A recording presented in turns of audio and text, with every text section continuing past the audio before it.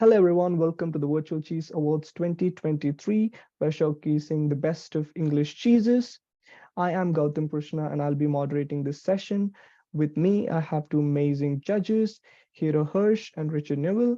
Hero, would you like to go and introduce yourself? Certainly, my name's Hero Hirsch. I work at Paxton and Whitfield, which is the UK's oldest cheesemonger at 226 years. I've been there a mere 14 years. Very excited about judging some amazing British cheeses today. Richard? Yes, hello everyone. My name's Richard Newell. I'm a cheese manufacturing consultant.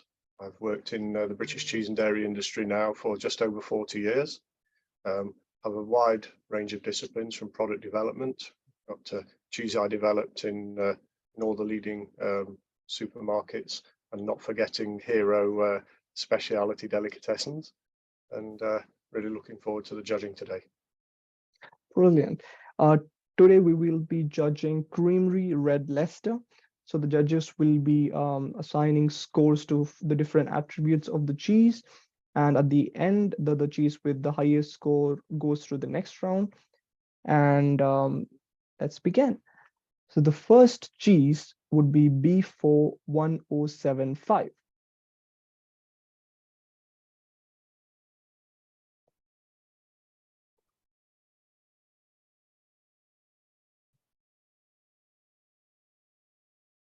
Okay. Do you want to kick off with the appearance, Richard? Yeah, so this is as it says, it's a Creamery Red Leicester cut from a 90 by 90 stick from a 20 kilo block. It looks to me as though it's been aged. It has some free moisture on the outside, and this is what happens. The protein is a bit like a chicken wire, and the milk protein holds all the fat and moisture together in the cheese. And when the cheese gets towards the more extreme end of maturity, the proteins start to break down and you end up with some free moisture. So I would expect this to be quite a strong cheese. A little bit concerned with the slitting. That wouldn't normally be expected. Yeah, myself also had that. Have you got that as well, Hero? Yes, I do. It wouldn't necessarily detract from the flavour, but to be honest with you, when people cut and pack this for big volume supply, they don't want slits in it. They want it to cut nicely. So I don't think it's going to be a flavour issue, but certainly just worth noting. Sure. And so would you say that detracts from the appearance score at all, or? So I'm in the industry, but I can't imagine that a consumer would be particularly concerned about that. They'd certainly be concerned if it didn't taste very nice. So worth noting. Maybe I'm a bit too close to what goes on in the industry, but what are your thoughts here? Well, I've got quite a lot of like this sort of white bloom on the edge of mine where yes, where I'm expecting it'll be quite sort of crunchy, I guess. But I mean, appearance wise, you know, it's a deep color, slightly uneven coloring through it, which, as you say, is a result of the aging process. I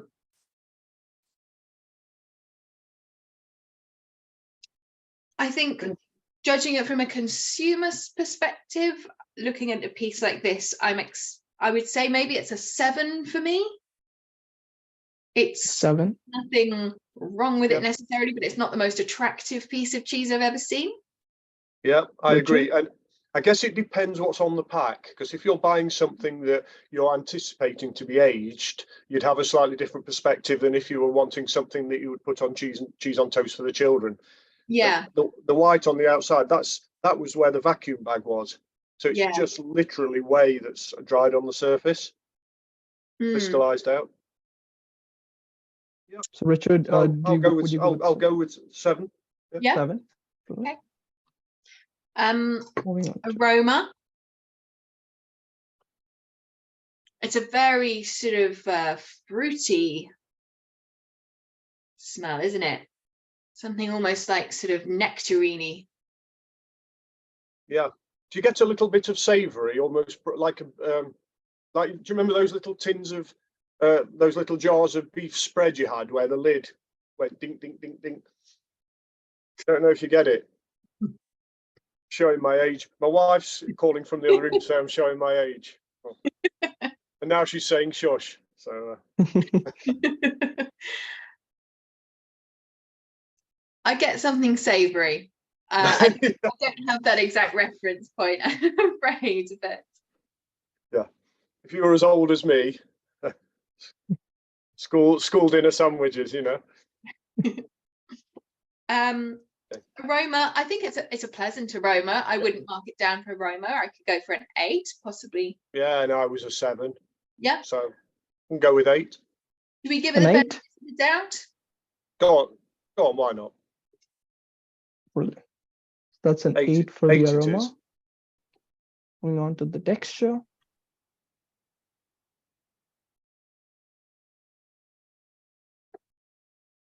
It's got a very brittle texture, doesn't it? And if you noticed, Hero, I think you'll find it's actually is where the fissure went through the cheese. Yeah. Can you see here where there's it's just parted company.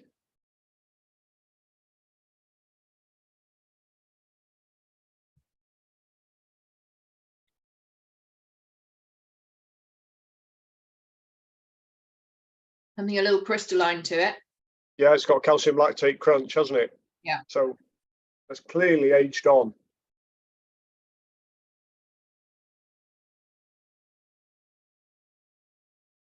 I think texture-wise, I'd go fairly high. Yep. An 8. Yeah, I don't think we can go any higher than an 8. No. Because, for example, when you're selling it in your shop, you don't want it to fall into pieces. So I think the fissures. That is something I'm a little having reservations about, is how well that would withstand sort of handling or slicing. We'll go with That's 8. an 8 for the texture. Yeah. Brilliant. Yeah. Moving on to the flavor. Tastes very similar to its aroma, if sounds like a bizarre thing to say. Tangy. Yeah.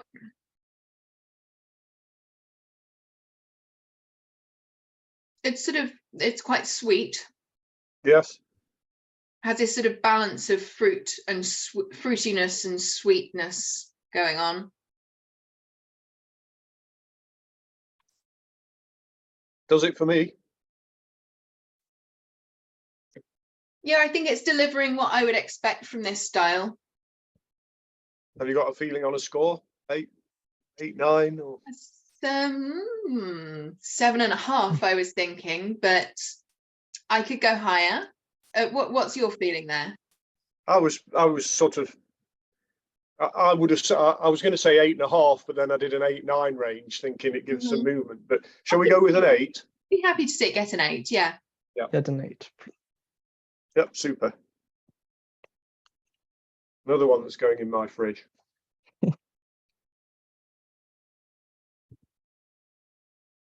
So the next cheese would be B41031. Okay. So we have a appearance-wise, we have a waxed cheese here. So it's been coated in wax. The wax is fairly evenly distributed. Just going to crack into.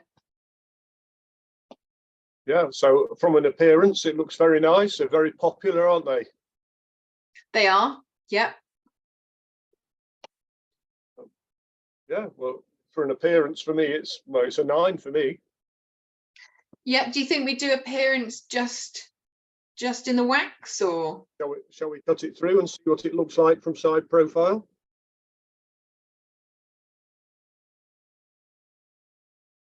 I think we probably should get an eye on the actual cheese to do the mark. So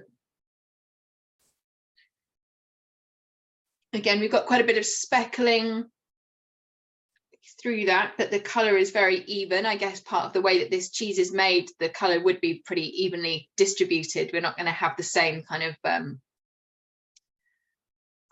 marbling that we've seen in some of them. See, here I'm a bit of a purist, and for me, if I'm having a waxed truckle, someone needs to have made a small cheese, a small red Leicester cheese, for example, and then waxed it. This, I have to say, if you look at it close, it looks to me as though it's been bowl chopped and extruded, Yeah, almost like a toothpaste tube, chopped off, chilled and waxed.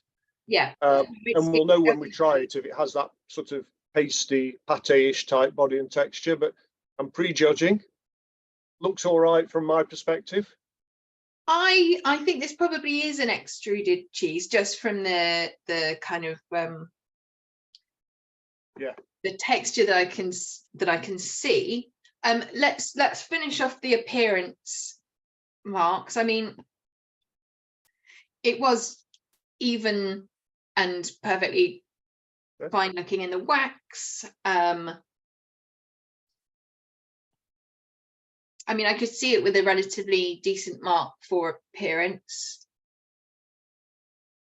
What would you say? 9 for me. A 9? Okay. Yeah. Sure. I can't really fault the 9 for appearance of it. If you purchase that, you feel like you've got something rather nice. It's definitely what I would expect if I purchased this style of cheese. Right. Moving on to the aroma.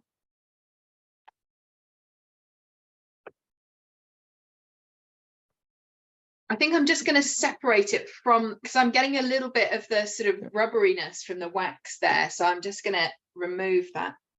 Yep. Yeah, without the wax packaging, it's easier to discern. Definitely extruded. It deforms when you press it with the knife. So yeah, definitely a sort of a pate. Yeah. Aroma wise, there's a lot of caramel.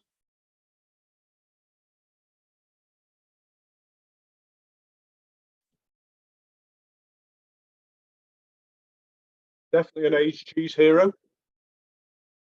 Yeah, so should we give an aroma mark? Yeah. A 7 for me. 7/8. Sure, I could see it get a 7. Are you 7? A 7, yeah. It's pleasant, but it's a little bit one-dimensional, I'd say, in terms of aroma. Yeah. Okay. Do you want to go 6.5? 7's fine. Okay, good. 7s for aroma. And moving on to the texture. It's I mean, it is a pasty texture. It's spreadable. For a Red Leicester, you wouldn't expect it to have that body and texture. No, I would hope for something a little bit more cohesive rather than this sort of singles texture that's quite spreadable. Would a member of the public care? I think so. Yep. So how is the texture looking score-wise?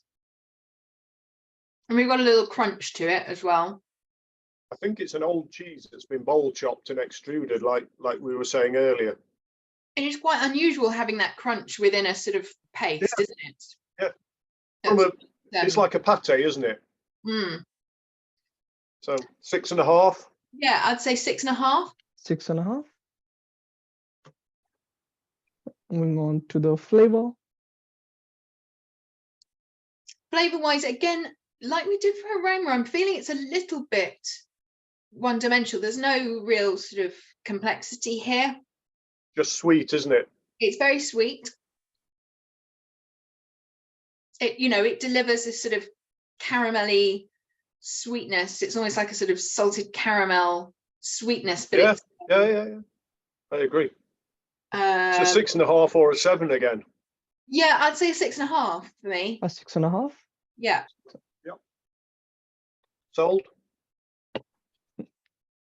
That brings us to the end of this class. And the winner of this round would be B41075. And now, before winding off the session, I'd like to thank our judges. Thank you, Hero. Thank you, Richard. It's great having you on board. Such amazing knowledge, and just being a moderator, I could learn a lot of things. I'm sure the viewer would be enriched with the knowledge. I'd also like to thank our sponsors, Butler's Farmhouse Cheese. Now, before I wind up, I'd like to inform about the live event on the 17th of May. where they would be giving out best of classes in best of English, best of Irish, Welsh, and Scottish cheeses, along with awards for recognized talents and passionate people in the cheese industry. Also, the day we will be crowning the supreme champion for the year 2023. Thank you, everyone. Thanks for watching. Thanks, judges.